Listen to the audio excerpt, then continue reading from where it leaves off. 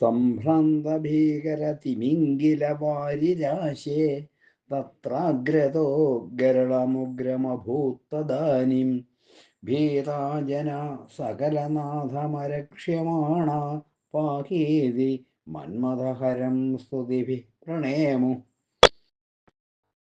പരിഭ്രമിച്ച ഭീകര തിമിംഗിലങ്ങളോടുകൂടിയ സമുദ്രത്തിൽ നിന്ന് അവിടെ അപ്പോൾ അടുത്തു തന്നെ അതിഭയങ്കരമായ വിഷം ഉത്ഭവിച്ചു.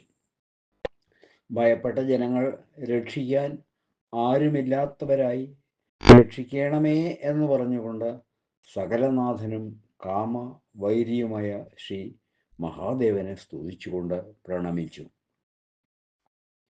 ഭഗവാൻ കടഞ്ഞപ്പോൾ പാലാഴിക്ക് ചലനമുണ്ടായി. പാലാഴിയിൽ നിന്ന് ആദ്യമായി ഹാലാഹലം എന്നറിയപ്പെടുന്ന അത്യുഗ്ര വിഷമുണ്ടായി. അതിൽ നിന്ന് രക്ഷ നേടാൻ മാർഗം കാണാതെ വിഷമിച്ച എല്ലാവരും ശ്രീ മഹാദേവനെ ശരണം പ്രാപിച്ചു.